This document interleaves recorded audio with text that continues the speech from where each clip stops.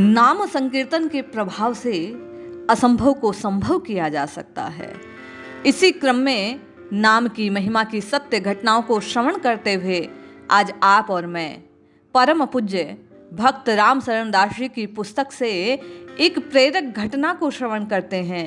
ये सत्य कथा आदर्श संत श्री हरि बाबा के जीवन की है कि किस प्रकार संकीर्तन के बल पर बाबा ने गंगा जी पर बांध बनवा दिया। आइए इस सत्य कथा को श्रवण करते हैं और हम आप भी नाम संकीर्तन कर अपने जीवन को धन्य बनाने का प्रयास करते हैं। जय श्री हरि। पूज्य गुरुदेव के चरणों में बारंबार प्रणाम। स्वनाम धन्य प्रातः स्मरणीय श्री बाबा हरि बाबा का जन्म होशियारपुर पंजाब में हुआ था।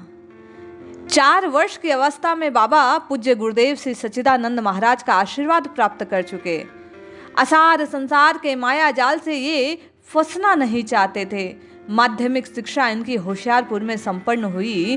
पिता ने डॉक्टरी की शिक्षा के लिए लाहौर कॉलेज में भेजना चाहा, किंतु आप तो काम क्रोध आदि व्याधियों पर विजय प्राप्त कर सहस्त्रों नर नारियों को श्री भगवान नाम का अमृत पान कराना चाहते थे। इसी मंगल कार्य को संपादन करने के लिए विदेशी वेशभूषा भाषा आदि से आप पीछा छुड़ाना चाहते थे। विवाह की लालसा जो माता पिता आपके प्रति रखते थे उसे बाबा ने अस्वीकार कर दिया कि मैं संसार के झंझटों में नहीं फंसना चाहता। भगवत प्रेम की तन्मयता के कारण हरि बाबा ने गृह त्याग कर दिया। अपने गुरु के आश्रम में पहुंचे। आग्रह करने पर भी जब गुरुदेव ने सन्यास की दीक्षा नहीं दी तो आप वहां से सीधे भगवान विश्वनाथ की पुरी काशी पहुंचे। वहां पुण्य तोया भगवती भागीरथी के पावन तट पर कुछ दिनों तक बाबा ने एकांतवास किया। कुछ दिनों के अंतर ही विरक्ति बाह्य रूप से वस्त्रों को प्रकट कर आप पुनः अपने गुरु चरणों में उपस्थित हुए। उन्होंने परम विरक्त शिष्य को स्वतः प्रकाश नाम से संबोधित कर आगे चलकर आपका यही नाम प्रसिद्ध हो गया। किंतु कुछ दिनों के पश्चात हरि बाबा का अखंड यशोगान करने के कारण हरि बाबा के नाम से आपकी ख्याति हुई।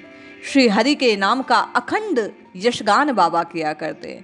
सब लोग आज तक बाबा को श्री हरि की भक्ति के कारण हरि बाबा के नाम से जानते हैं। गुरु आश्रम छोड़ स्वतंत्र रूप से बाबा विचरण करने लगे। आगे की घटना इस बात को प्रकट करेगी कि कैसे नाम संकीर्तन बड़े से बड़े कार्य को सुलभ कर देता है। पतित पावनी गंगा जी के तट पर घूमते हुए अनूप शहर पहुंचे और वहां श्री स्वामी अच्युत मुनि महाराज की सेवा में रहकर वेदांत ग्रंथों का अध्ययन करने लगे। एक बार उनसे साथ बाबा जब वर्धा गए, छत्रपति शिवाजी के गुरु श्री समर्थ गुरु रामदास जी महाराज की परंपरा श्री हनुमानगढ़ी नामक स्थान पर, जहां गुरुदेव द्वारा श्री राम जय राम इस महामंत्र का अखंड कीर्तन चल रहा था, बाबा उसमें सम्मिलित हुए। भगवान नामामृत के पान से आपका जीवन पलट गया। आपका मन वेदांत से हटकर भगवत भक्ति में लग गया। आप हृदय पर श्री भगवान नाम का एक छत्र साम्राज्य उस दिन बाबा के हृदय में हुआ। वर्धा से पुनः लौटकर जब बाबा अनूप शहर आए तो गंगा जी के तट पर विचरण करने वाले अनेक संत महात्माओं के दर्शन का लाभ उन्हें हुआ। कुछ समय बाद वहीं आपकी पूज्य पाद श्री उड़िया बाबा से भेंट हुई। महात्माओं में अत्यधिक प्रेम हो गया। फलस्वरूप आप दोनों साथ साथ प्राय रहा करते। महात्माओं की ख्याति बढ़ती गई। दूर दूर से भक्त उनके दर्शन आते। सत्संग भजन संकीर्तन के लाभ उठाने लगे। समय के साथ साथ श्री हरि बाबा का भारत के अच्छे अच्छे महात्माओं से परिचय और प्रेम हुआ। श्री हरि बाबा श्री श्री चैतन्य महाप्रभु के पद चिन्हों पर चलने वाले श्री भगवान नाम प्रेमी महात्मा तो थे ही, दीन दुखियों का कष्ट देखकर बाबा अधीर हो उठते। प्राणपण से उनके कष्ट निवारण के लिए प्रयत्न करते।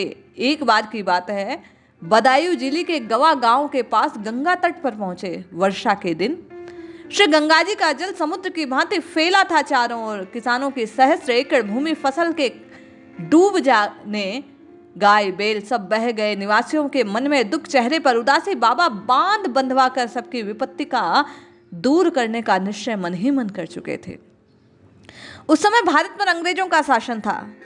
बाबा ने सरकार से प्रार्थना की, परंतु लाखों रुपए का व्यय बतलाकर सरकार ने बात टाल दी। पर बाबा निराश होने वाले न थे। बड़े साहसी और कर्मठ हरि बोल हरि बोल हरि हरि बोल श्री भगवान नाम का घोष कर बाबा स्वयं पावड़ा चलाया, टोकरी में मिट्टी भर भर कर डालने लगे। फिर तो कहना क्या, सहस्त्रों स्त्री पुरुष पावड़े टोकरियां ले बाबा के साथ बांध बनाने में मिट्टी फेंकने लगे। यह संख्या उत्तरोत्तर बढ़ती गई। उस समय हरि बोल का ऐसा सामूहिक उच्च घोष हो गया और देखते ही देखते बांध तैयार होने लगा। कुछ समय बाद तो कितने ही इंजीनियर ने स्वच्छता पूर्वक बाबा के बांध निर्माण में अपनी निःशुल्क सेवाएं समर्पित कर दी। बांध तैयार होता, श्री भगवान नाम का कीर्तन होता जाता। इस प्रकार वर्षा के पूर्व ही उक्त बांध तैयार हो गया। मनुष्य नहीं, पशुओं को भी कष्ट मिट गया। कहते हैं इस बांध के निर्माण में दीन दुखी, रोगी, लंगड़े, लूले आदि जिसने हरि बोल बोलते हुए मिट्टी फेंकी, उन सबकी कामनाएं पूर्ण हुई। सहस्रों नर नारियां हरि बोल हरि हरि बोल ध्वनि करते हुए श्रमदान के दृश्य उस समय उसकी आभा देखते ही बन रही थी।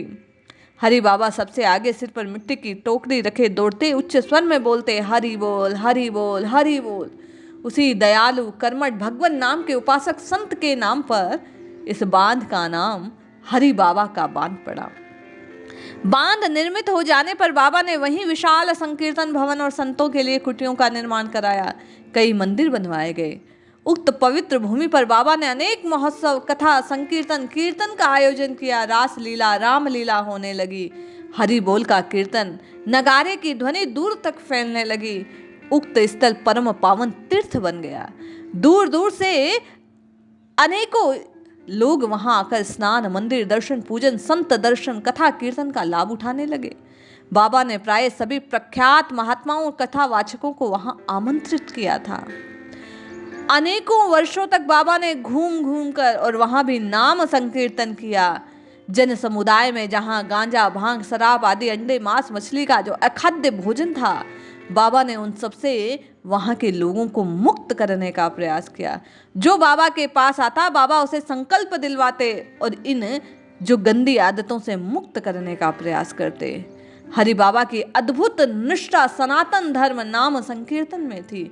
बाबा नित्य भगवान के नाम का स्वयं कीर्तन करते और अपने अनुयायियों से कराते। संकीर्तन का इतना सुखद दृश्य वहां उपस्थित होता कि हाथ में घड़ियाल बजाते हुए भगवान नाम का कीर्तन करते, नृत्य करते कीर्तनकार आंदोलन उल्लासपूर्ण हो जाता। बाबा का पूजा उपकरणों के साथ कीर्तन करते हुए गंगा में दुग्ध स्नान, भक्ति भावपूर्ण पूजन, आरती दृश्य कल्पना के भी परे थे। ऐसा अद्भुत प्रभाव नाम का। नाम जपते जपते श्री राम जय जय राम की ध्वनि करते हुए बाबा ने देखते देखते एक असंभव लगने वाले, इतने ज्यादा जो लोगों को परेशान करने वाली स्थिति थी, उससे उबार दिया। नाम गाते गाते लोगों के सहयोग से बाबा ने वर्षा से पूर्व उस बांध का निर्माण कर दिया। ऐसा अद्भुत प्रभाव है नाम संकीर्तन का। जो हरि का नाम लेता है, जो प्रभु के नाम का उच्चारण करता है, उसके स्वयं के कष्ट दूर होते हैं और उसके संग होने वालों के कष्ट दूर हो जाते हैं। इसलिए आप और मैं भी हरि बोल हरि हरि बोल की पुकार लगाते हुए, राम राम कृष्ण कृष्ण हरि हरि जपते हुए अपने कष्टों से उबरने का प्रयास करें। निश्चय ही मुझे आपका भी लाभ होगा। जय श्री हरि।